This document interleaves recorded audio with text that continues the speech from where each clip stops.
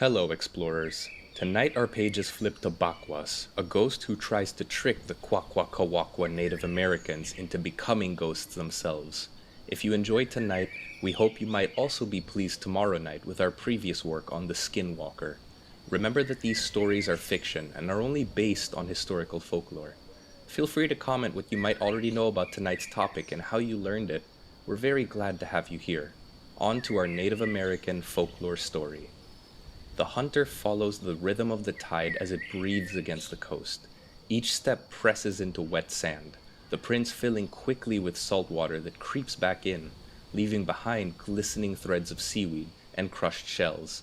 A seagull cries overhead, sharp and impatient, before wheeling away towards the deeper channels. The man moves slowly, not out of weariness but from a habit of listening, because this is not a walk for leisure. It's a patrol of his land, where each driftwood log and each clump of eelgrass is mapped in memory. That's why he notices when something feels out of place. On the flats, among scattered clamshells, lie small footprints. They're no longer than those of a child, yet their edges are pressed as if laid by something heavier. He crouches, touching the indentation with his fingertips. The direction strikes him as odd. The toes point back toward the forest, but when he follows their line, they seem to lead the opposite way, towards the water. Elders tell of such signs, footprints left not to guide, but to confuse. The cedar trees grow thick just beyond the shore.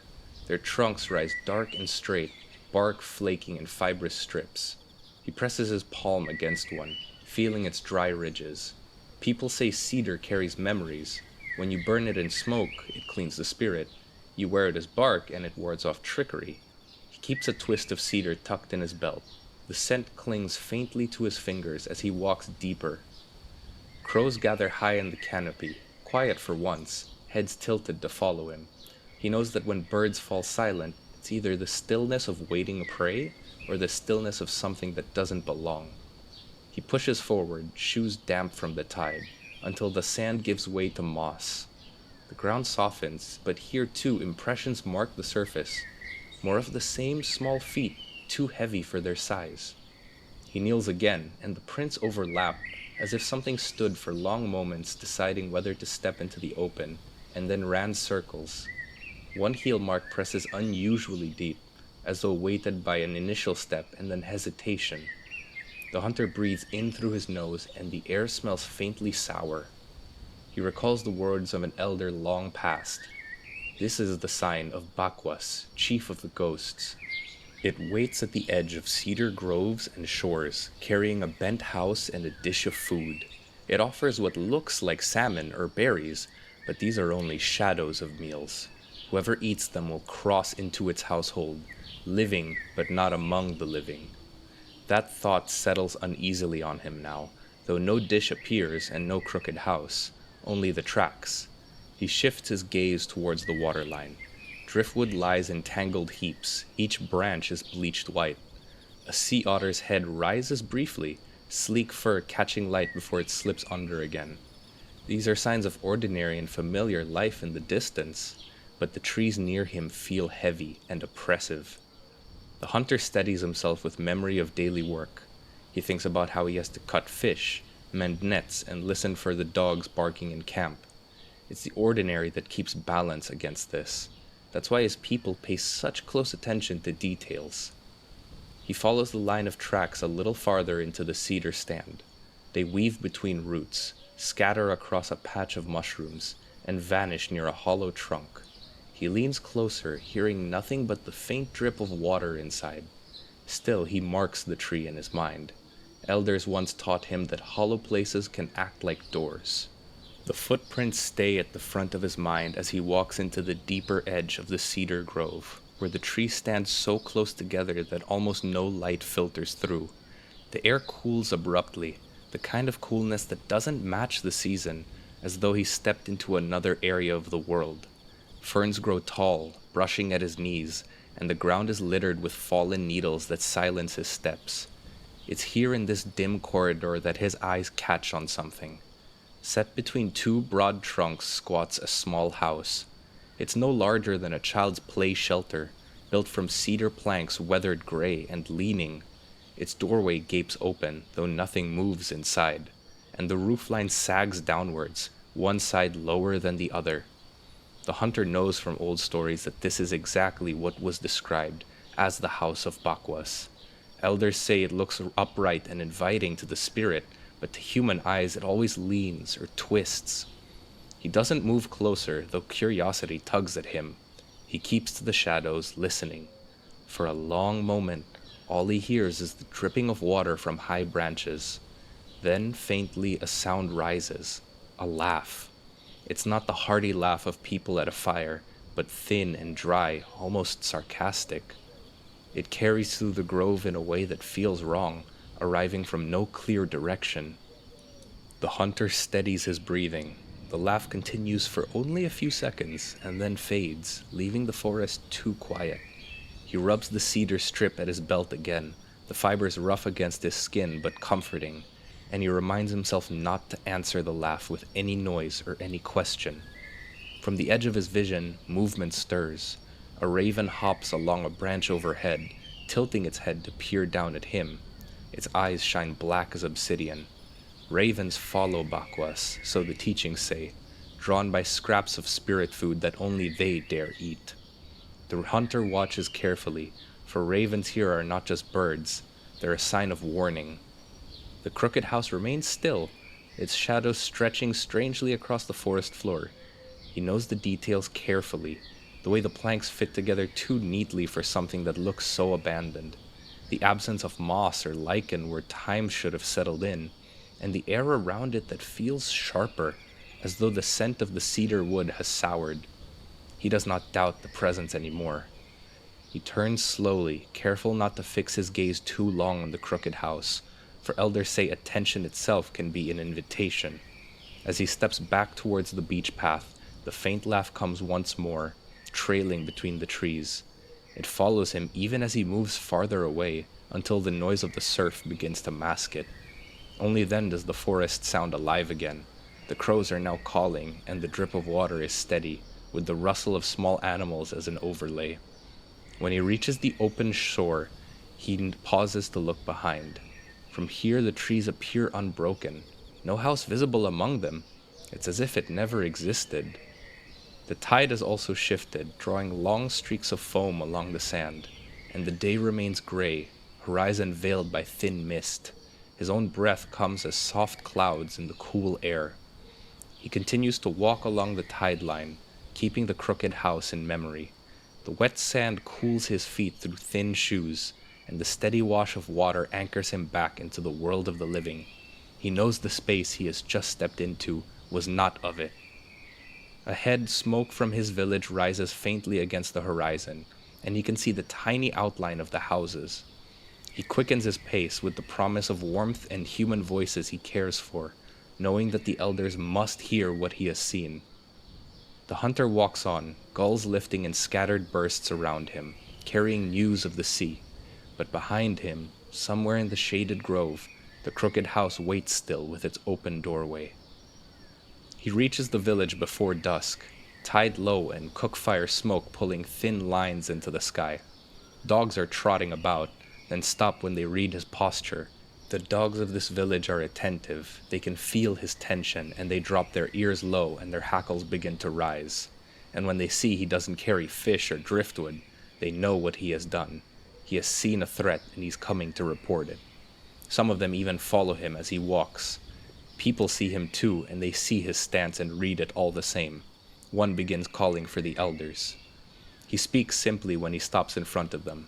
Backward tracks were found near the flats, and a crooked cedar house between trunks, and he heard laughter from no clear direction. Once he finishes, the head elder nods towards their big house in the center of the village. Preparations begin through ordinary, careful tasks. Inner cedar bark is soaked in buckets and braided into rings, one for each doorway or wrist at dusk. Fresh cedar boughs go on the hearth so smoke rises sharp and clean. A pot is set on the fire with water and a few cedar shavings. The elder draws a charcoal line along the cheekbones of the hunters who will keep watch. They take down a drum hanging from a hook, and then they warm its hide until it tightens, testing it with a gentle tap. The sound spreads like a heartbeat once the rhythm starts, steady and low. Names are the next concern. People treat them as they treat fire. Mothers call children by kin terms, nephew or little sister, not by given names. Given names are drawn inward at night because a spirit that speaks your name can turn it into a handle through which they open the door and reach you. Food is checked.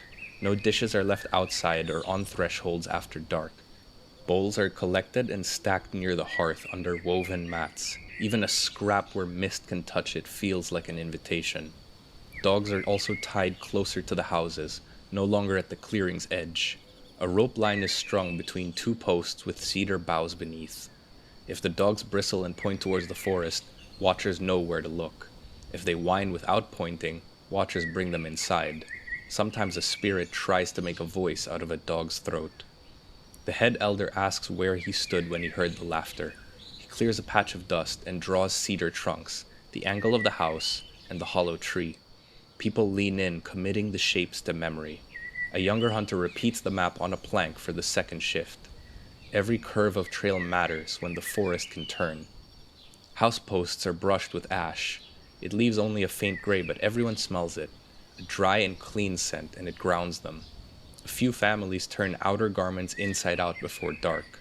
If a spirit calls and clothes are reversed, the elders say the world looks backwards to the caller and an outline blurs. No one argues, as strange as it may sound. You don't wait to find out whether it's true. Before night drops, the elders walk the perimeter. They walk through the salmon rack, through the canoe stands, and along the beach path. Cedar strands are tied at low height across certain spots, so anyone leaving feels the brush on their wrists. In the big house, a kettle of broth simmers for the watchers. No one goes out hungry because it makes you lightheaded and opens the door for the chief of ghosts to tempt you. The cook slips in a strip of meat and a piece of dried kelp, nothing rich but enough to create a clean, strong broth.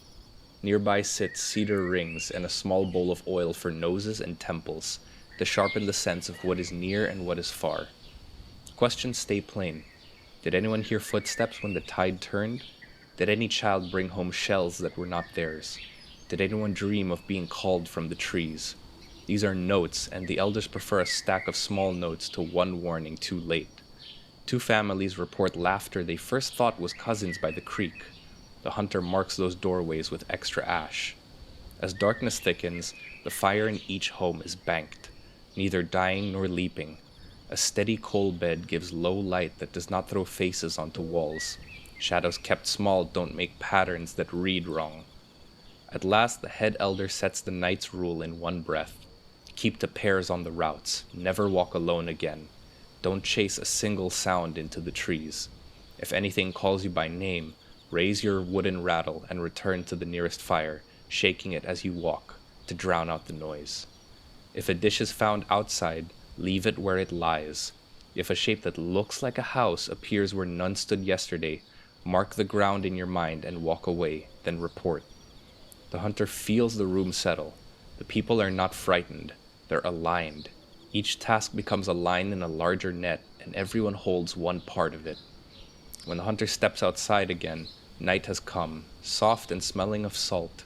Drums begin their low thrum from the big house.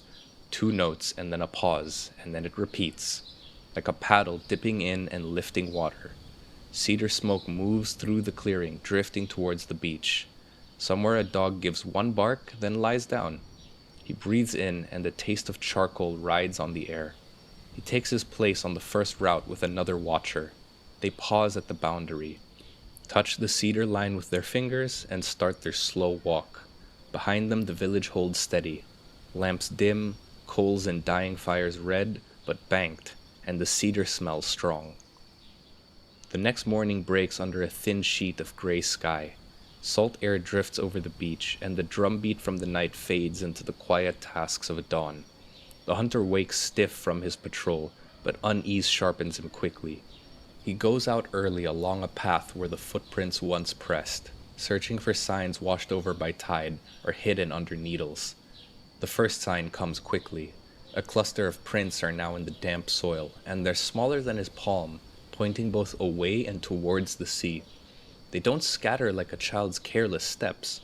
They just collect in patterns that make no sense, as if the walker had no idea where to go. He crouches and presses one with his finger.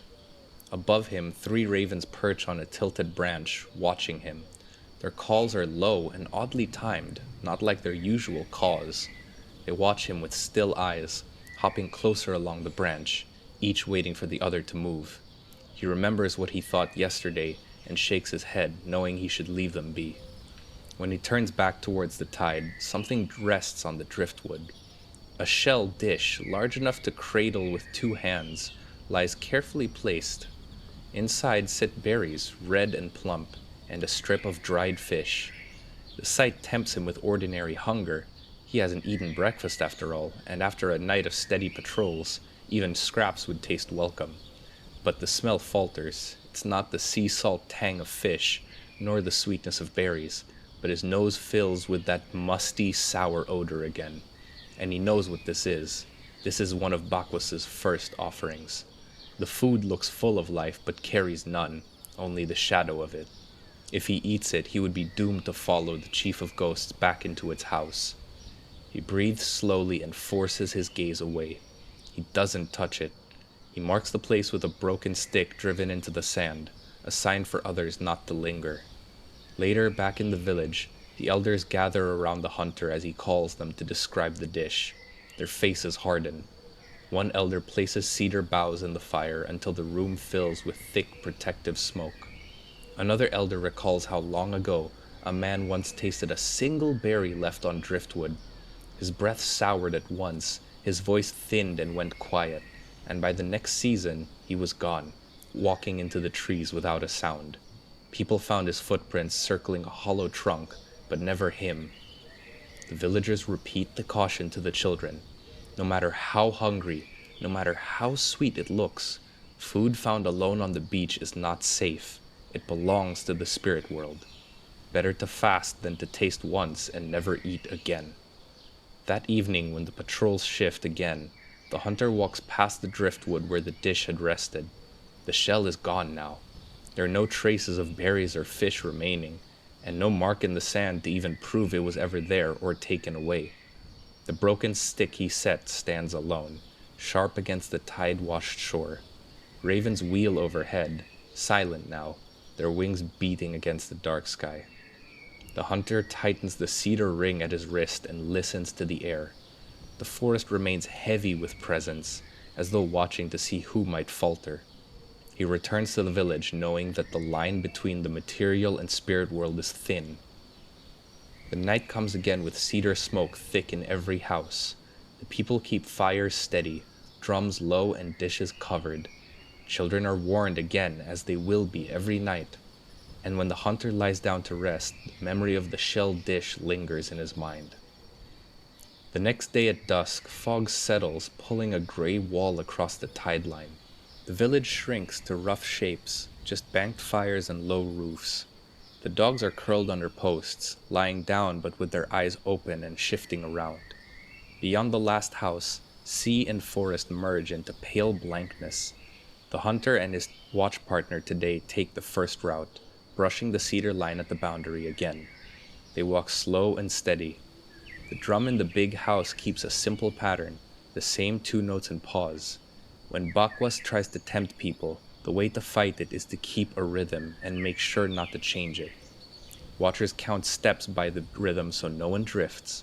A rattle answers now and then, a dry roll like pebbles in a shell, enough to signal to the village that someone is out there still. Fog bends the sound though. Distant surf seems far away, while a twig at the trail edge snaps like it's at the heel. The hunter names each noise in his head. Water on rocks, dog turning and huffing, embers shifting in the fire. He may know all these sounds, but naming it allows him to categorize, and it may keep him from chasing it with curiosity. The dogs bristle before people do as well. Tonight they stand with their noses high, angling towards the forest, and then the water, and then back and forth. They don't bark when they check. They vibrate, a single low rumble, and then swallow their breath. The elders said low fog can make a voice arrive without any feet to carry it. They reach the beach path where a shell sits again. The broken warning stick still stands, but the shell is back. A gull barks once from the whiteness. The hunter and his partner trade places, front to back. They move a few paces, then stop and listen. They take their rattle to give a small roll at the top of the minute. The drum behind them is a nice chord of rhythm tying them to home. But then a voice calls his name. It comes soft and certain, as if the speaker stands just off the path. The name is his given one, used softly at home. His partner catches his breath, and the hunter does not move. He takes a scrap of cedar shred and puts it under his tongue. The taste is bitter and green. Elders teach this for focus. It keeps his mind on one line and keeps him from being called over. He raises his rattle and shakes it once, low and even. Then they take 2 steps back together, shoulders square to the fog. The voice calls again, but more urgent and with a warmer tone. It sounds like a cousin. It sounds like a friend from the fish rack. It could be either. He only sees white air and a dark wedge of cedar bough. He answers with his rattle only, keeping his lips tightly pressed together. His partner taps a small stick against a knife hilt 3 times, the signal for do not answer. They back up until the cedar line brushes their wrists. The fibers say where the living stands against the whiteness. The voice does not cross over. It stops at the line, then fades. Back on their side of the clearing, they trade routes with another pair. The head elder studies the hunter and his partner, then simply adds a cedar bough to the fire without saying anything. These 2 watchers sip broth and touch a drop of oil to the temples. No one dares to ask who called the name. Back on the route, the torches make small islands. The world is now a handful of glowing circles and the gray mist between them. Something scrapes at the canoe stand afterwards. The sound is wrong for rope or wood. It's careful, like fingers testing the grain. His partner lifts the rattle, but the hunter sets a palm down in warning. They crouch at the edge of light. A dog near a post shows teeth without making any sounds. The scraping stops and the dog exhales, lowering its lips. The watchers ease back until the drum grows larger in their ears and they can feel it in their chest. Near the salmon rack, the fog thins for a heartbeat, and then they see a small figure standing there, no higher than a child's chest, turned slightly away, hands near its mouth as if hiding a laugh. For a moment they seem to feel like it's a lost child. Then its feet show, and it's facing the wrong way, behind the figure. Then it blurs back into the fog, and the hunters make sure not to follow. They anchor their heels downwards and let their rattles speak into their ears. The head elder walks up and joins them for a short stretch. He carries a cedar staff polished by many hands before him. He whispers the night rules as they walk, remembering to keep them steady and keep them grounded together. Then he leaves them to their work, steps slow and sure, the walk of someone who has guided many nights. Hours and hours pass. People trade routes back and forth. They refresh the coals, and the fog ebbs and flows throughout the night. Sometimes the world opens briefly, and you can see the mouth of the river. Sometimes the fog slams back in, and the only sound you can hear is your own breath. Twice more the hunter hears his name, first short and quick, and then stretched out. He never answers, he just raises his rattle and shakes it. Near dawn, wind pushes the fog low, rolling it towards the trees. Dogs lift their noses, then lie down. The hunter pauses at the cedar line, hearing the drum in the big house slowly stopping its rhythm. He presses the shred of cedar under his tongue one last time, then takes it out and drops it on the ground. For the hours he's held it in his mouth, the air tastes clean now when he breathes, and he's grateful for it. Him and his partner trade a small nod, the kind used when words might loosen the careful knots of safety built during the night. They turn around and walk in the house, boots whispering on damp earth, passing doorways brushed with ash and cedar rings hung like small wreaths. Someone stirs the broth in the house and sets out bowls for them. The steam smells good, but plain, exactly what they need. Outside, the last of the fog hangs in strips among the lower branches. A rattle rolls once more, soft, the sound of pebbles against a shell. Then the morning keeps only 3 sounds: seagulls, crackling coals, and the sea folding itself against the shore. The next night comes clear and cold. Everyone is used to their routine now and knows what to expect. Stars hang small above the cedar tree tops, and the village keeps its low, steady rhythm. The hunter and his partner are comfortable with each other now, having worked together many nights, and they automatically partner up to walk the beach route while a third watcher circles the canoe stand with his partner behind him. The cedar line brushes their wrist again as they leave the clearing. Sand squeaks underfoot, and the tide draws long ribbons of foam over the flats. They check the driftwood notch. Only the warning stick remains tonight. He stands and breathes in the night air, smelling first the sea, then the cedar around their wrists. Then a faint, sour odor fills his nose, making his face wrinkle, and it makes him turn towards the trees. They can see it there, a shape. They know that it is Bakwas, standing half in shadow. It's the size of a small man, thin down to seeing its ribs, its feet pointing the wrong way. In both hands it's holding a shallow dish of shell, framed with cedar now. In the dish lie foods that look correct again: salmon and berries like last time, but now with an added twist of dry meat. But none of it steams with warmth, and none of it smells like actual food. The partner's breath quickens. The hunter lifts his hand once, flat, and puts another hand on his partner's shoulder. He keeps his face plain and his shoulders squared. Elders say you face a spirit as you would a person at your door, firm and steady. Bakwas tilts the dish towards him. The red of the berries looks too bright, especially in the dark of the night, almost painted. The salmon has the right color, but dull gray edges where there shouldn't be. And the dried meat is soft and twists as if it's not dried at all. The hunter steps into smoke. He carries a small coal basket with a shell lid. He opens it and lays cedar shavings on the coal and lets the clean smoke climb over his body and his partner's.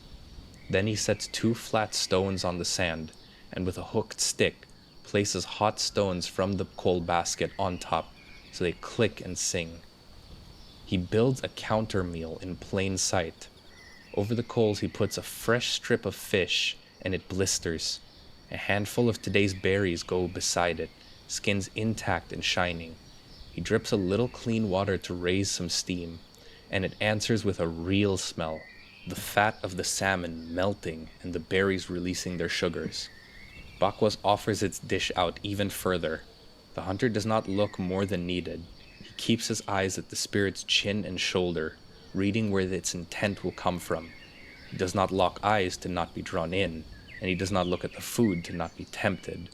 In a firm voice he speaks words taught for this, one of the first times he's spoken out loud in the wilds in days. I stand with my people. My fire burns steady, and my food is real and cooked by living hands, and my name will stay with me. He makes sure not to say his given name. His partner echoes this statement, soft but clear. Our fire burns, our food steams, and our names stay with us. The hunter lifts the fish with a clean stick so fat drips. He lets the smoke pass over his face and lets it drift towards the trees. This is a living meal, he says. It belongs to those who breathe. He turns the fish once more and pats the berries so that they blister open further. The spirit lowers its dish a finger's width. Its eyes look like dry wells, dark and black. It takes a half step. The hunter does not thank it, does not acknowledge it. He repeats the phrase and presses his heel down into the sand. Behind him a dog lifts with its ears up and stares at them. Then it settles. Bakwas raises the dish higher again, as if urging one last time. Elders warn that a single bite is all it needs to bind a person. The hunter answers this by finishing the counter meal. He sets a second piece of fish to cook, adds a pinch of salt from his pouch, and feeds a scrap back to the coals in thanks. He keeps his voice steady as a paddle stroke. He names the phrase again, then names common things without any real name. Rack poles, river mouth, cedar line, the dog near the post. Each term ties the meal to the place and reminds him that he lives in a world where things are real. The partner simply watches the ground and the tree line, not the spirit. He knows that if he is not the one answering it, to look would only be to give himself temptation. The hunter lifts a cooked piece to his mouth, breathes in his smell, and then taps it once to his chest and once towards the village. He eats slowly and with care, keeping his eyes locked on Bakwas' shoulders. He passes a second piece to his partner, who does the same, staring at the ground. The spirit's dish lowers again, and the red of the berries now dulls as if suddenly the light has changed. The hunter knows to end it now, as the air is shifting and the spirit seems unsure. He takes a pinch of cedar ash from another small pouch, rubs it along his thumb and forefinger, and touches the stones under the coals. "The meal is finished," he says. "The living keep their strength, and the door of our house remains shut to you." He clamps the lid on the coal basket. He and his partner step back 3 slow steps towards their cedar line without turning their backs. When they feel the fibers brush against their wrists, they stop. Bakwas stands a while longer, dish held at its chest height. It's unable to cross the line, and its smell fades. The dish seems smaller, as if far away, though it hasn't moved. Then the figure of Bakwas thins into the gap between 2 trunks. No footfall and no branch snap are heard. It simply vanishes. The hunters wait a full count of 100. Then they pour a thread of water over the sand to cool the place where the stones were. They lift the stones back with their hooked stick, and they cover the coals. They walk back into the village towards the big house, and the elder greets them. He smells the cooked fish on their chests and nods. The hunter says, "We ate by our fire, and we repelled the spirit. We reminded it that we will not be tempted." Outside, the tide folds and refolds the flats. People breathe easier knowing that they have been able to confront the chief of ghosts, and they held their ground. Dogs settle again under their posts, and ravens are flying overhead. The shout at first light the next day is short and sharp. The hunter finds the fisherman's nephew sitting on a bench outside the big house, a blanket around his legs. His eyes keep sliding towards the cedar edge where the fog had pooled the night before. 2 heel marks and the edge of a toe mark drag in the dirt and show how close the boy came to leaving. Instantly the hunter knows that he was almost taken. They bring him inside, and the elder sets cedar bark on the coals until the room smells strong. A kettle boils, and 2 heated stones glow dull red in the fire. The boy sits on a low stool with his aunt standing behind him, her hands on his shoulders. The elder pours a ladle of water over the stones, and steam rises and rolls across the room. He brushes it towards the boy's face with a cedar frond. Then he speaks the boy's given name, once into the crown of his head, and again into his chest. Ulishan oil warms between palms, and the aunt touches a little to his temple. The elder marks the center of his chest. The boy's eyes stop darting towards the door. His nose begins to twitch, and he follows the steam. His shoulders are easing, and he breathes deeper. The elder pours again, stronger this time, and repeats the kin name, reminding him of his family ties. Ash is brought from the hearth, and the elder smudges a line across the boy's cheekbones and presses his palms into the bowl of ash, then to the boy's chest. "Night work is finished," he says. "Your breath is here." They turn his shirt inside out and tie a cedar strand to his wrist. If a call comes again, the backward cloth should confuse it. After the steam, they feed him broth with kelp and meat. Only when the bowl is empty does the elder ask what he heard. The boy's eyes look sharper and brighter, more present. He says slowly that it was a cousin's voice at the edge of the canoe stand, calling him to see something. At the time, he thought he had to follow. The only thing that stopped him was feeling the cedar line at his wrist. The boy is told to breathe against his empty bowl until a fog circle forms on the rim. The elder reminds him that it will be his, and it's proof that his breath is still with him. The hunter takes cedar ash mixed with oil and presses it onto doorposts, at child's height on each side. Each house is marked. Families touch the fresh smudge with their palms as they pass. Back at the boy's home, A cedar braid is hung above his mat. The elder names him one more time into his crown and chest, with the family answering. Outside, a small coal is carried to the canoe stand. It's placed into the dirt inside a circle drawn with oil. This is our edge, the elder says, reinforcing the boundary. When the sun rises, the boy is still sleeping under his blanket. The village smells of cedar smoke, broth, and the faint scent of ulishan oil. But they begin to rest easy, knowing that Bakwas tempted them again in a moment of weakness, and they still were able to save their people. The season turns now, and cold winds push across the inlet. The people draw together in the big house, fire burning at the center, cedar smoke curling against the beams. The hunter's story takes shape in dance. He wears a mask and begins movement for retelling to keep the memory sharp. It's a carved mask, small and sharp-featured, to represent Bakwas. The mask leans forward with hollow eyes. The dancer who wears it moves in quick jerks, crossing the firelight as the hunter tells the tale. Another dancer follows with a cedar branch, brushing the air as if to sweep smoke into the first dancer's mask.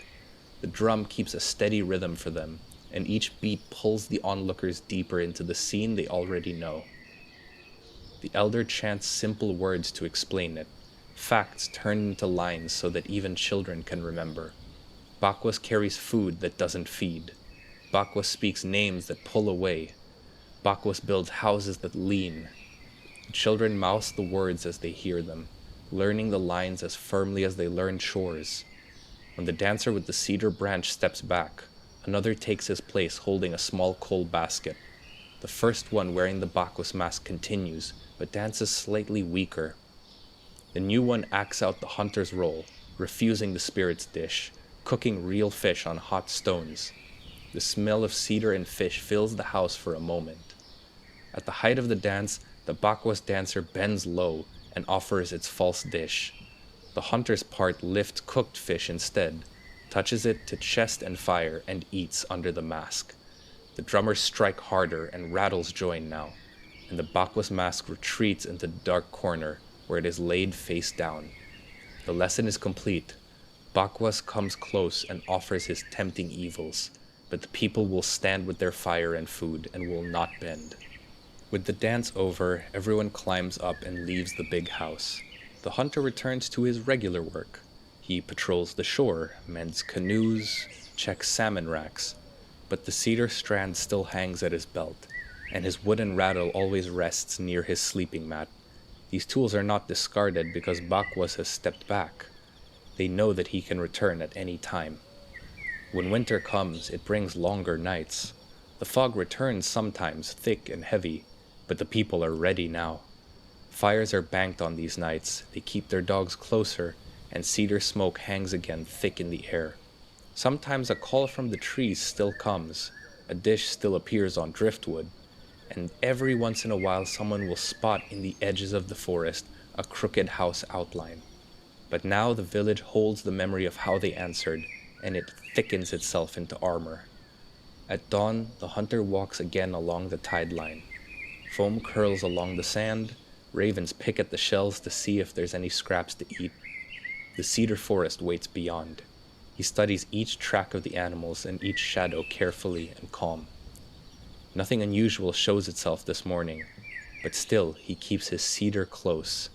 Bakwas is not gone, it never is, but the people live with watchfulness, their fire steady and their food ready. It settles into its winter rhythm now. The village is warm, the big house smells of broth and smoke. Children even play with their cedar braids, tying them into knots and pretending to guard doorways themselves.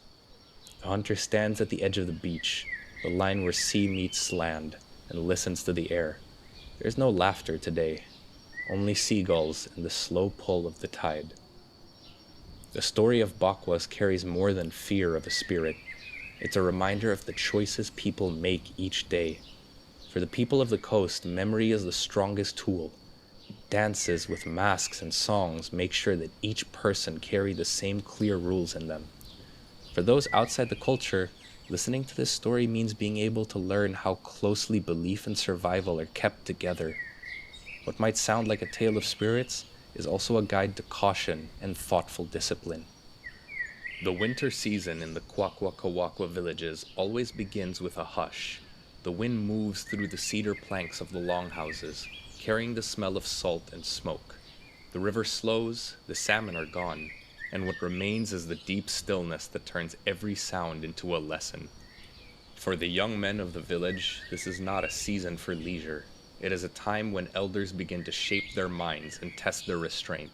Winter is the quiet training ground, and it decides who will grow into a disciplined man and who will remain a restless boy.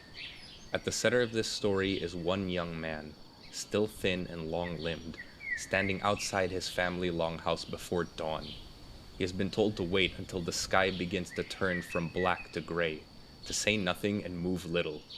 Beside him, the cedar bark strips used for rituals hang from a pole, stiff in the cold. His breath curls out in small clouds, but he keeps his hands still at his sides. This first test, simple waiting, is meant to teach him that silence and patience are the roots of strength. Inside the longhouse, his grandmother's fire crackles low. The elders believe that fire's rhythm teaches lessons just as the tide does, to be steady and enduring. To break silence before being spoken to is to show the weakness of hunger, not for food, but for attention. In Kwakwaka'wakwa teaching, that hunger is dangerous.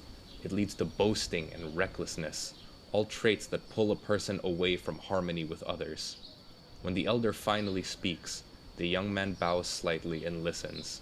His training will last through the winter months, when daylight is brief and the world feels small. He will be told when to speak, when to eat, and when to move. The lessons are not written or explained outright. They are lived through experience, through repetition. In this way, discipline and self-control become part of his nature rather than a rule that he must remember. As the morning brightens to a dull blue, he follows a narrow trail up the hill behind the village. The ground is slick with frost, and the smell of cedar bark and seaweed lingers in the air. He carries a small bundle wrapped in woven grass. It's food for later, though it will not be touched until the sun drops low and his elders say he may touch it. The path leads him to a clearing where several other young men stand apart from one another. They do not speak or wave at him. Instead, they each face different directions, watching the forest as though waiting for it to speak first.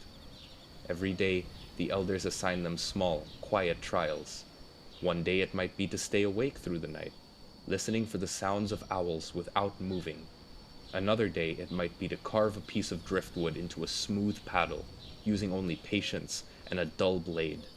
Through these tasks, they learn that strength is never loud, and mastery cannot be rushed.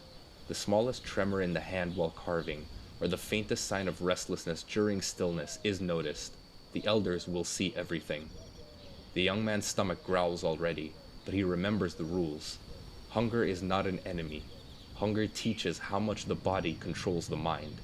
When the cold seeps in and his fingers stiffen, he does not complain. Complaining draws warmth away from the spirit. It makes discipline thin and fragile. The Kwakwaka'wakwa say that the human spirit must be kept like a fire, protected, not wasted in noise and not smothered. When evening comes, he walks back towards the glow of the longhouses. The path smells of damp moss now, and his breath fogs the air. Inside the longhouses, families are preparing food. The scent of smoked salmon and roasted clams drifts through the cracks in the cedar boards. But he will not eat. Instead, he sits quietly near the edge of the firelight, wrapping a blanket around his shoulders.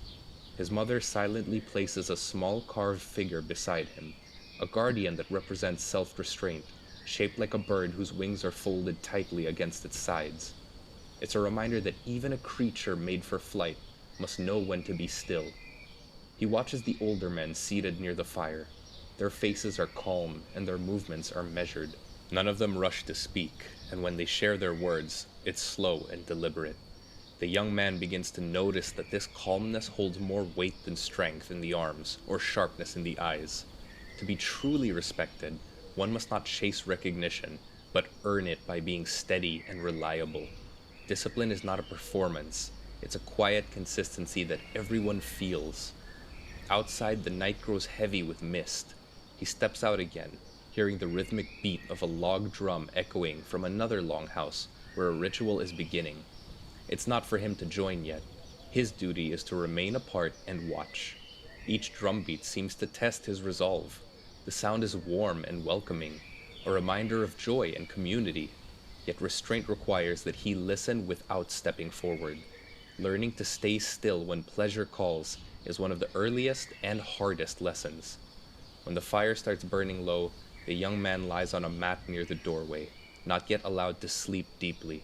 Sleep itself is also to be trained. He must rest lightly, ready to rise before dawn when the elders summon them again. The cold air brushes across his cheek, and he listens to the faint hiss of the tide returning to the shore. The silence feels alive. He senses that this long winter will not simply test his endurance, but shape who he will become in the eyes of his people. As he drifts into shallow sleep, the carved bird figure remains at his side, his hand gripping it tightly. The soft crackle of cedar in the fire fills the longhouse, and faintly outside, a raven calls through the fog. Its echo fades across the inlet, carrying with it a quiet rhythm of the world where patience and humility are the foundations of manhood. The first temptations arrive during the feast. The main longhouse fills with sound, laughter, and the deep thudding of drums that make the cedar walls shake a little. Smoke curls upwards through the roof vent, and the smell of roasted salmon and grease from Ulashan oil makes the air heavy. Everyone eats, elders dipping dried fish into bowls of rich oil, children laughing as they reach for clams still steaming from the fire. For the young men under training, this is one of the hardest tests. They sit nearby, watching and breathing it in, making their mouths water, but they are not yet allowed to eat. This is not a punishment, this shapes their behavior. Elders say the greatest danger to a person's spirit is not hunger, but indulgence. In the old teachings, the glutton is a spirit that swells and dulls the heart, a creature that always asks for more. A person who eats without restraint becomes heavy not only in body, but in will. The discipline taught here is that abundance must never rule over gratitude. The young man reminds himself that every fish caught was once a life taken from the water, and each bite must be respected, not consumed in greed. The feast continues around him. The dancers enter the open space in the longhouse, their masks painted in bold colors, red, black, and white. The designs twist and move under the firelight, eagles and wolves, whales even. The songs speak of ancestors, hunts, and winter survival. The drums beat in a steady rhythm, and he feels the sound inside his chest. His stomach growls again, but he holds still. The discipline he builds here will matter later, when his body's needs try to control him in the wild or during ceremony. An elder moves past him, carrying a cedar ladle filled with broth. The young man catches the scent of dried kelp and smoked cod. His throat tightens and his mouth dries, then begins to salivate heavily again. But he looks away. His task tonight is to serve, not eat. He carries wood for the fire, replaces bark when the flames die down, and keeps the floor clean of ash. When people look at him, he nods in acknowledgement but does not speak. A single word out of turn would be considered a crack in his discipline.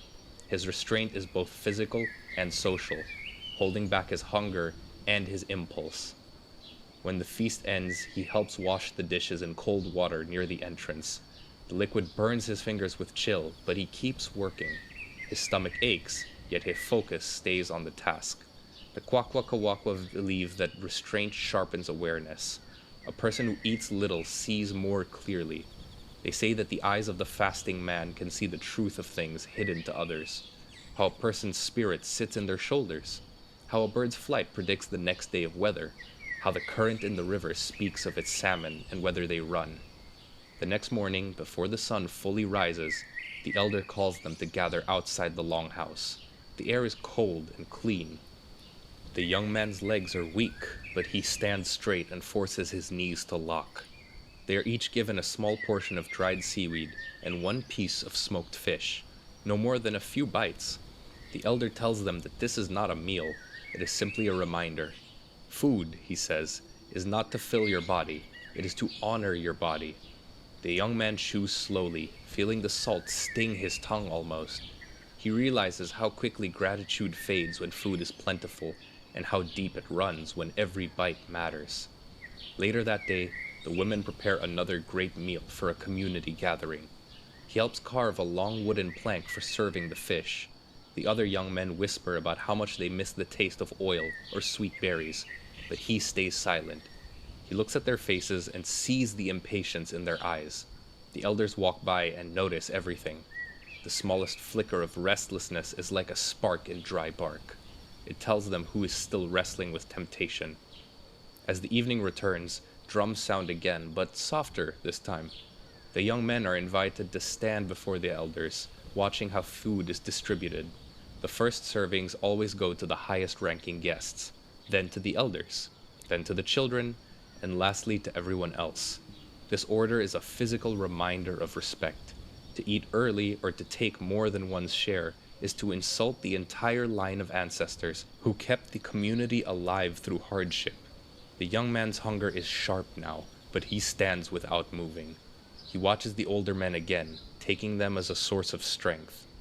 When the elders finally motion to him, he steps forward. A small bowl of soup is handed to him, fish broth mixed with berries and wild onion. The smell nearly makes him tremble. He kneels before eating, as is custom, bringing the bowl close to his lips. He breathes in once, then takes a slow sip. The warmth spreads through him, and he feels both relief and control. He does not eat fast. That night, when the longhouse grows quiet, he lies awake. His stomach is still not full, but his mind is clear. The elder's lessons begin to take shape in his thoughts, that the appetite for food is the same as the appetite for anything else. It grows stronger when unrestrained. Gluttony, lust, pride, all are different faces of the same hunger. The way to master one is to learn to master all. He learns to listen to the distant sound of the tide coming in, steady and rhythmic like the drums from earlier. The sea does not rush to fill itself. It moves in rhythm, always returning, but never needing to rush.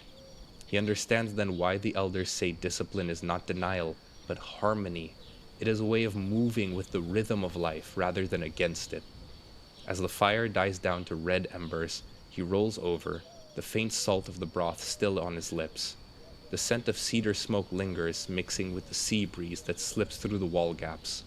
In this half-darkness, with hunger soft but constant, he begins to feel the first quiet satisfaction of control, the understanding that true strength looks like restraint, even while surrounded with abundance. The winter ceremonies last for many weeks. Each night is filled with dance, drumming, and the smell of burning cedar bark. The longhouse is warm from the central fire, and the air feels thick with smoke and the sound of voices. For the young men who are still in training, this is when the harder lessons begin. After learning how to control hunger, they are now taught to resist two deeper temptations, lust and pride. Elders explain that these are the forces that often destroy a person's balance. A man who cannot control them loses respect, both from his community and from the spirits that watch over him. The longhouse is full of movement. Dancers wear large carved masks painted in bright red and black. The masks represent spirits that test the hearts of people, spirits that stir desire, greed, or arrogance. One of the dancers moves in slow circles around the fire, shaking cedar bark from his shoulders as the drum beat deepens. The young man watches closely. He knows the dance is meant to remind them that temptation is not only in the body, it begins in the mind, in the way a person looks at the world. He sits among other trainees in silence, his body still and his eyes lowered. He listens to the rhythm of the drum instead of following the dancer's movements. The test is simple. Remain calm while the sights and sounds of the ceremony are meant to provoke emotion. In Kwakwaka'wakwa teachings, lust is not just about desire between people. It also means greed, wanting what is not meant for you. The same spirit that causes lust also feeds pride, and that is why both are trained together. The young men are taught that a person who brags about their skill or strength is as unbalanced as any who lets their desires control them. Later that night, when the dances end, the young men sit with the elders. The room is quieter now, and only the sound of firewood cracking fills the longhouse. The eldest man speaks slowly while carving a small wooden mask. He explains that desire itself is not evil. If anything, it reminds people they're alive and capable of feeling. The danger begins when a person chases it too eagerly. Lust, greed, and pride all grow from the same root, the wish to be seen and to be admired. A person who controls these things keeps their spirit clean and steady. The next day, the young men are asked to perform small demonstrations of their progress. Each must choose something to do: sing a song, carve wood, or dance before the group. The lesson is not to impress others, but to practice humility without falling into mediocrity. When the young man's turn comes, he chooses carving. He shapes a piece of cedar into a small whale, working with steady hands. The elders watch but make sure not to say anything. This silence is also to teach him that true discipline does not depend on other people's approval. A man must learn to be content with his own effort. Afterwards, he walks down to the river to clean his tools. The water is so cold that it stings, and when he looks down, he sees his reflection shaking in the current. It reminds him that pride can disturb a person's peace, in the same way that wind disturbs the surface of the water. He whispers a short prayer to the river, then gets up and walks back. That evening, the next test begins. The young men are placed near the fire again, but this time the longhouse is full of music and laughter. Women join the gathering, their hair decorated with small shells and cedar fibers that glimmer. The air is filled with warmth and sound. The young men are told to keep their heads lowered, to speak little but show respect. Their discipline is not tested through struggle, but closeness. They are surrounded by comfort, yet they must learn to remain still and respectful. The young man notices one of the women smiling in his direction. His first instinct is to look back, but he stops himself. He focuses on his breathing instead. The elders watch quietly, with approval on their mind. They know that resisting temptation is not about rejection. It's simply holding one's strength steady when you have a duty. In Kwakwaka'wakwa life, restraint is considered a form of respect.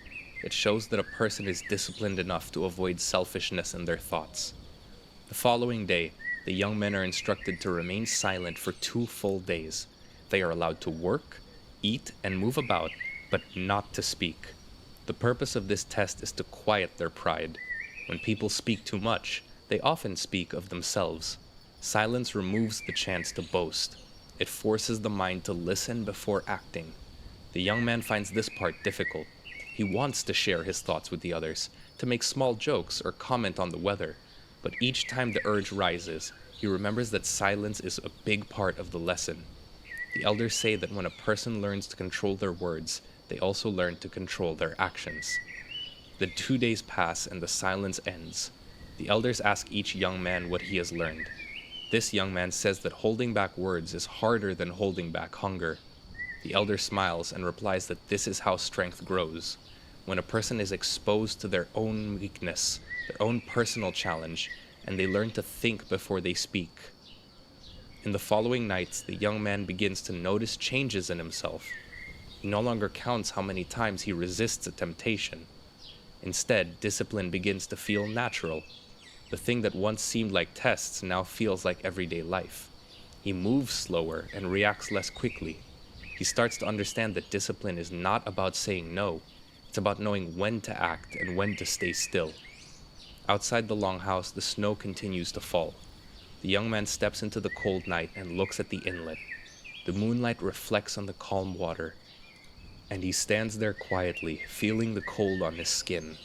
He realizes that this temptation will never disappear, but he can decide how to face it. He stays there for a long moment, listening to the distant sound of waves breaking against the shore. The night feels peaceful instead of empty. The coldest part of winter has arrived now, without any warning. Frost spreads across the beach like white sand, and the river turns sluggish under the sheets of ice. Each morning, before the sun touches the inlet, the young men wake for their cleansing practice. They walk together in silence, carrying only small bundles of cedar twigs. The path leads through tall spruce trees to the river, where the water runs cold and fast even in winter. The sound of it fills the valley. This part of training is called self-purification. It is both physical and spiritual. Every morning before sunrise, Each young man must strip down to his waist and wade into the freezing water. The act is not for endurance alone. It represents the washing away of weakness, the mind's impatience, the body's laziness, and the heart's fear. The young man steps into the river, gasping as the chill reaches his bones. The water is sharp, like hundreds of tiny needles pressing against his skin. He lowers himself slowly, breathing through the shock. The river takes his breath away, but he remains still. Around him, the others do the same, their silhouettes faint in the morning mist. The only sound are their breathing and the steady rush of water. After a few moments, the elder's voice rises from the banks. The river listens to the quiet mind. Breathe slowly. The young man follows the instruction, his chest burning, but he keeps his focus on the rhythm of his breath. The lesson is simple. Pain is not an enemy either, but a teacher. It tells the body where its limits are and how the spirit should move beyond them. Each morning in the cold water teaches him that control is about acceptance. When they emerge, the air feels even colder. Steam rises from their skin. They quickly dry off using cedar branches, rubbing to bring warmth back. The smell of the wood mixes with the sharp scent of the river, creating a clean freshness. Before returning, they give thanks by dipping the cedar twigs once more into the current, letting the river carry them away. Back in the longhouse, they sit quietly near the fire. No one speaks for the first hour after cleansing. This silence is part of the ritual, a way to keep the mind calm and the body focused. The warmth of the fire feels deeper after the shock of the river. The young man feels tired but alert. He notices small details he once ignored. The way the smoke curls before escaping through the vent, how light moves along the carved beams overhead. The elders tell them that when the body is purified, awareness sharpens. The world becomes clearer and thoughts lose their noise. The practice repeats every day. Sometimes the ice on the river must be broken before they can enter. The young men use sticks or stones to clear a small space wide enough to stand in. The act of breaking the ice itself becomes part of the test. It reminds them that nothing worth learning comes without effort. The young man's skin grows tougher, and his tolerance for cold deepens, but what matters most is his growing calmness. Fear is being replaced. One morning, the river is unusually high. The current pulls hard, making it dangerous to stand still. The young man hesitates before stepping in. The water feels stronger than before, tugging at his legs now. The elder calls out from the shore, reminding them that balance begins inside the mind. The young man steadies his breathing and lowers himself further. For a brief moment, he feels as if the river might carry him away, but he focuses on the sound instead. The rush of the rhythm, the constant movement. He realizes the river is not trying to harm him. It simply flows as it always has. When he finally climbs out, his hands tremble, but his face remains calm. The elder nods, very satisfied. The river does not test you, he says. You test yourself. That simple statement becomes something the young man often repeats in his mind. Later that day, he helps repair fishing nets near the shore. The cold has numbed his fingers, but he still works carefully. The older men tell stories about their own youth, about times when they felt weak, and learned patience through the same winter rituals. They explain that cleansing is preparation for the challenges of adulthood. There will always be hunger, always be work, always be loss and uncertainty. Every hardship in life feels easier after standing in freezing water before dawn. It teaches that discomfort does not last forever, but courage can. In the evenings when he sits by the fire, the young man notices that warmth now feels like a reward, not a given. The cold has taught him to appreciate more. He drinks a small cup of warm broth and feels it travel slowly through his body. He thinks of the river again, the way it moves without anger or hesitation. The elders often compare people to rivers. Both can be calm or violent, shallow or deep. By the end of the week, he can stay in the cold water longer than before. His breathing is steady, and his mind feels clear. He doesn't think of the practice as suffering anymore. He thinks of it as cleaning.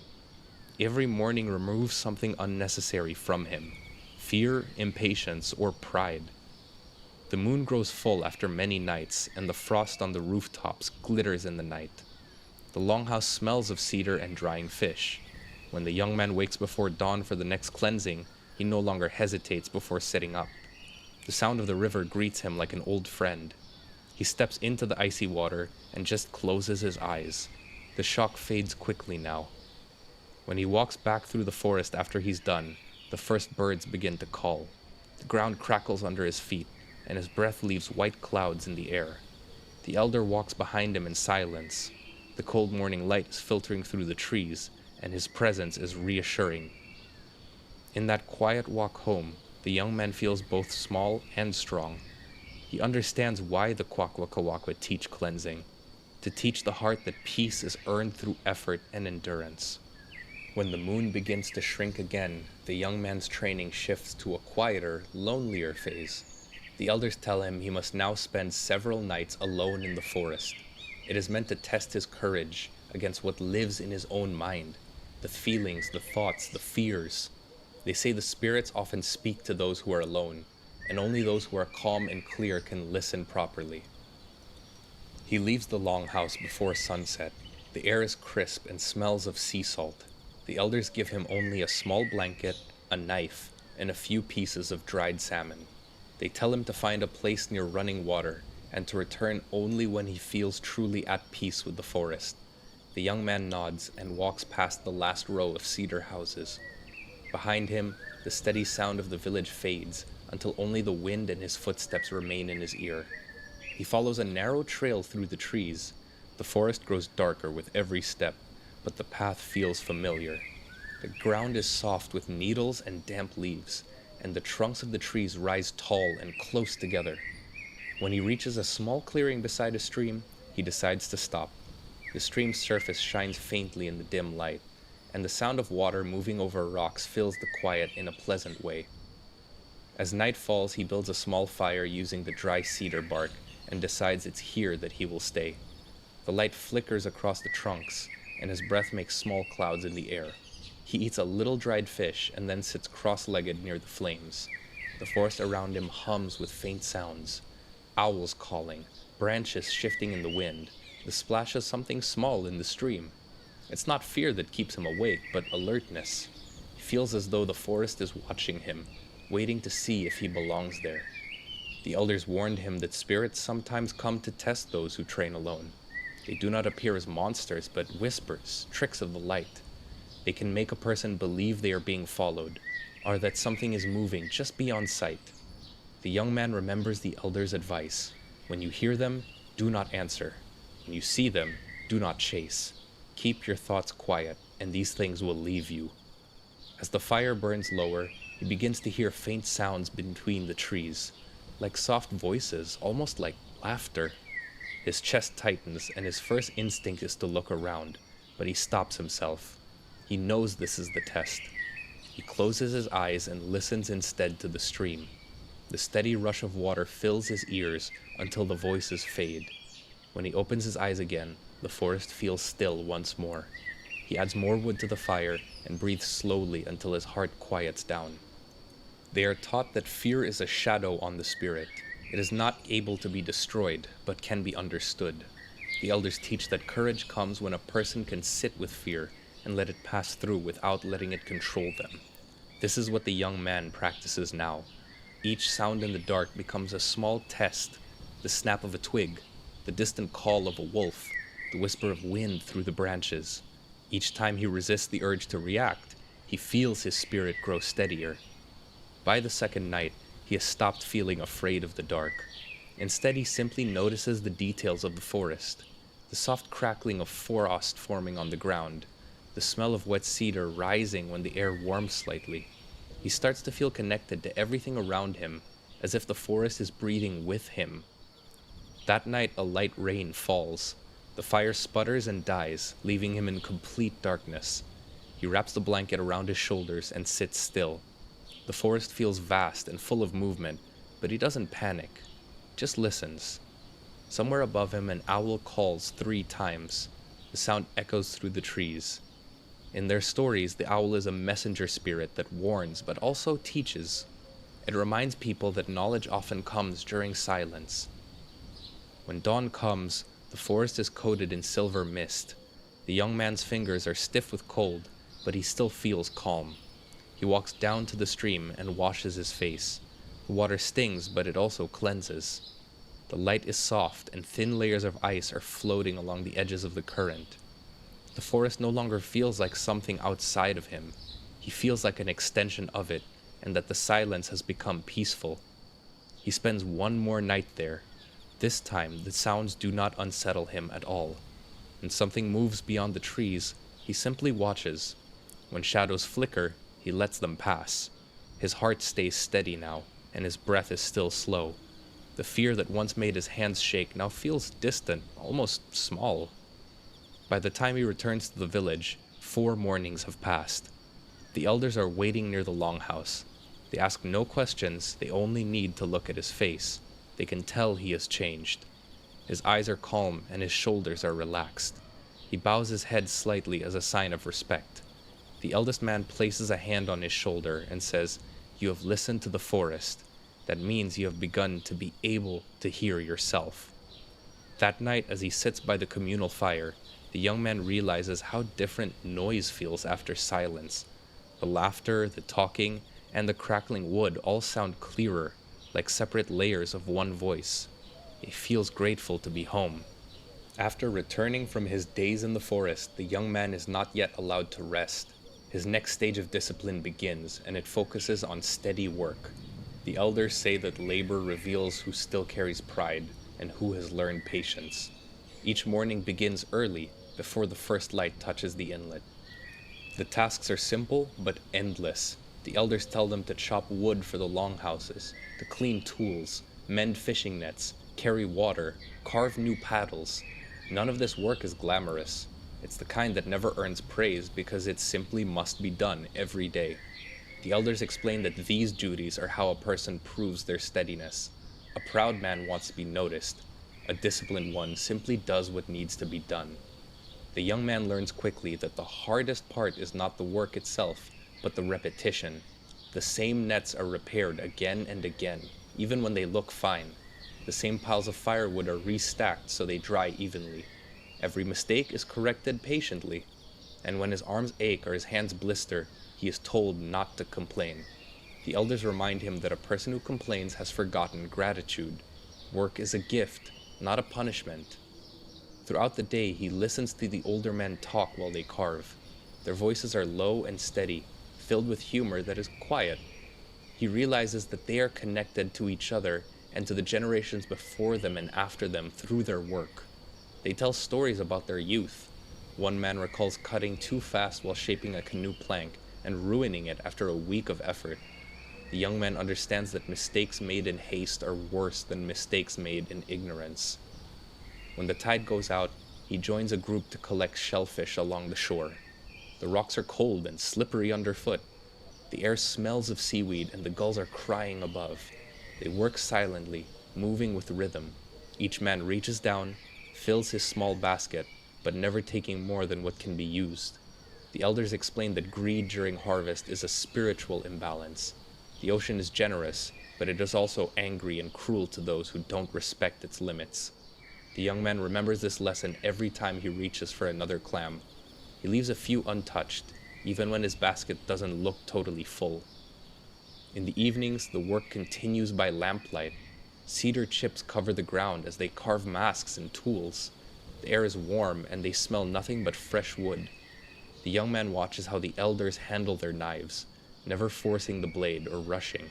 They carve as if the shape already lives inside the wood and only needs to be uncovered. He realizes that every movement, even in small or short tasks, teaches balance and awareness. On days when the weather turns rough, they work indoors. The young men sit together repairing fishing nets or weaving rope. Their fingers move automatically, guided by the repetition. The sound is soft and steady, like rain on bark.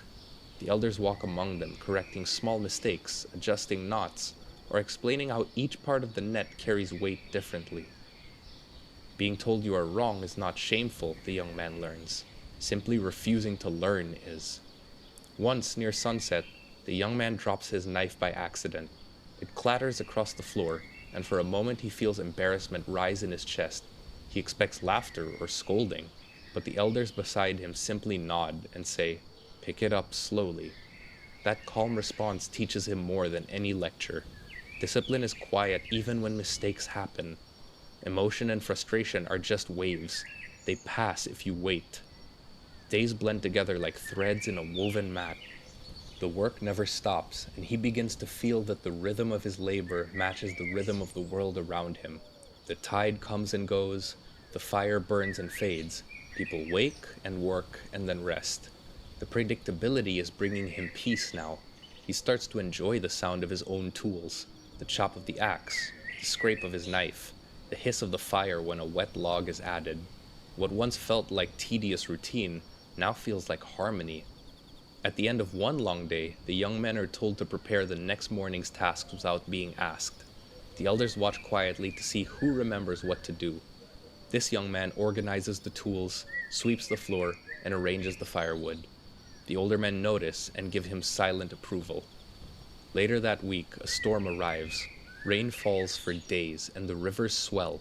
Fishing is impossible, so the young men work indoors, tightening ropes and drying gear. The young man feels the weight of fatigue, but keeps working. The elders test them by delaying mealtime, seeing who grows restless first. Hunger returns as another teacher. One night, when the storm finally clears, the village gathers around a large fire to rest. This young man sits quietly, his hands sore and his eyes heavy. He watches sparks rise into the night and realizes how much he has changed. The rhythm of work has taught him to slow his thoughts. He no longer rushes to finish anything. The elders often say that work done without focus carries no spirit.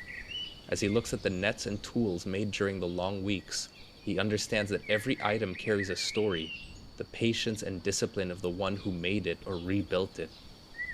When he finally lies down to sleep, the waves outside are hitting the shore in another slow rhythm, and the sound comforts him. It is now springtime, and as it begins to touch the edges of the inlet, the young man's training is nearing its end. The elders are preparing the final test to show how much discipline he has gained. This test is not about isolation or endurance, it's about demonstration. The young men must now each take part in a ceremonial dance, where every movement must reflect calmness and control, their balance in essence. The ceremony is both sacred and practical. It tells the community who is ready to take on responsibility as a disciplined adult. In the days before the event, the longhouse becomes a place of quiet preparation. The elders strip and soak cedar barks to make skirts for the dancers. The young men carve their masks and shape wooden rattles. These masks do not represent people but spirits, creatures of the forest and ocean. Their designs are precise, red and black and white. Each detail has its own meaning. The young man's mask is a simple one, a raven, a creature known for intelligence and trickery. It is chosen for him because the raven teaches about control. For 2 nights before the ceremony, he eats very little and speaks even less. The fasting keeps his mind clear and his body light. Elders tell him that before one can represent balance through dance, one must first quiet the inner noise that pushes for attention. Even after all his training, some of his thoughts may attempt to break through. On the morning of the ceremony, the village gathers inside the great longhouse. Firelight flicks across the carved posts as shadows climb the walls high. The drums begin to sound, a steady rhythm deep in their chests. The rhythm mimics the beat of the human heart.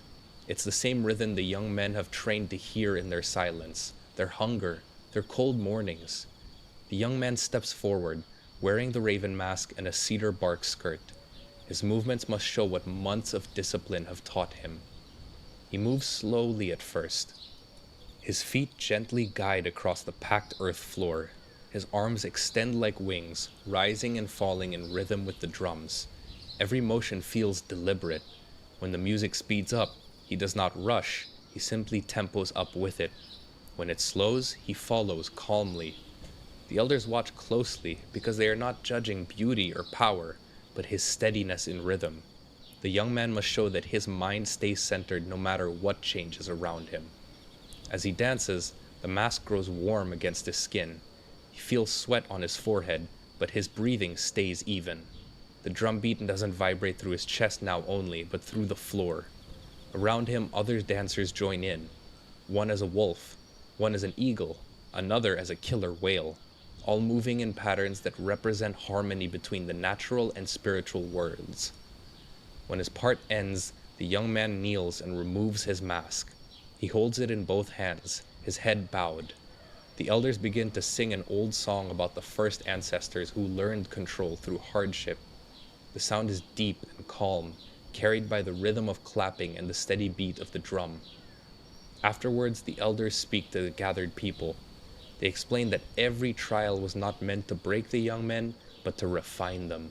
Each hardship removed what was unnecessary so that discipline could take root. The dance shows the result. Their steady movements, calm focus, and respect for all things. When the ceremony ends, the young men sit near the fire. No one congratulates them loudly, but everyone smiles in their direction and shares their food, each portion given with purpose. The young man eats slowly, feeling gratitude and community in each bite. The discipline he has practiced for months now feels natural. He no longer needs to remind himself to stay calm or patient. He simply does. Later that night, after the longhouse empties, he walks outside. The tide is low, and the sand shines faintly under the moonlight. He carries the raven mask with him, turning it over in his hands. He understands why the elders chose this spirit for him. The raven is clever, but must use its cleverness carefully. It represents the balance between curiosity and intelligent restraint. He kneels by the water and rinses the mask, letting the tide wash over it. The Kwakwaka'wakwa believe that everything borrowed from nature must be returned, even in small ways. So the act of washing is symbolic, cleansing the last traces of the ceremony and returning the spirit of the mask to the world. Back in the village, the elders sit together outside one of the longhouses. They talk slowly, watching the smoke drift into the night. The eldest man looks towards this young man returning and says he has learned. His steps are slower, his eyes are steady. He is a man now. The young man enters his family longhouse and lies down near the dying fire.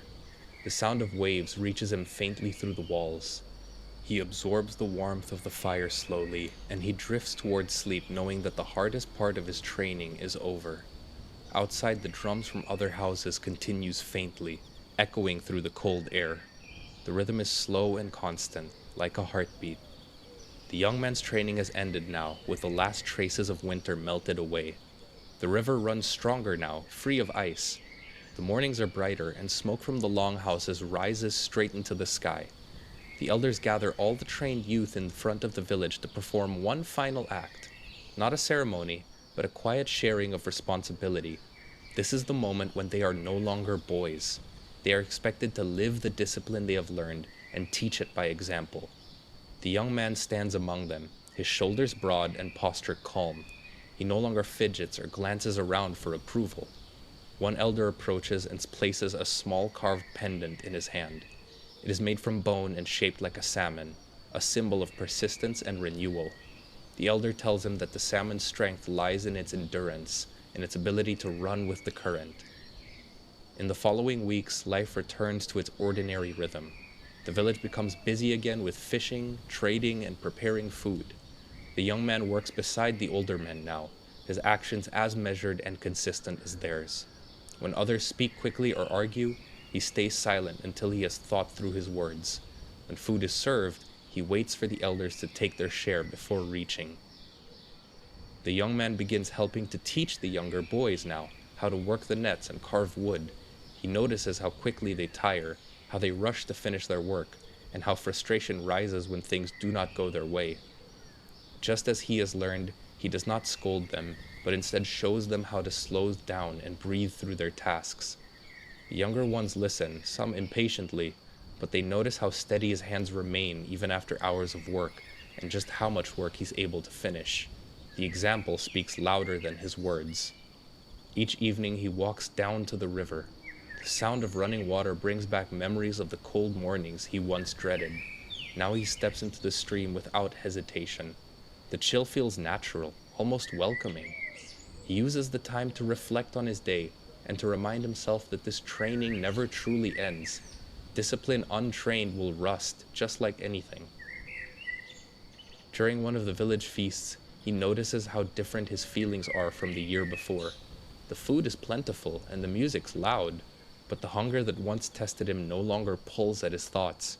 He simply eats slowly, sharing happily with the others, watching how the children laugh and the elders smile.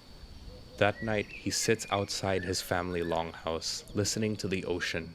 The air is cool, and somewhere nearby, children are laughing, their voices carrying through the dark. He feels the steady rhythm of his own heartbeat and finds great comfort in it.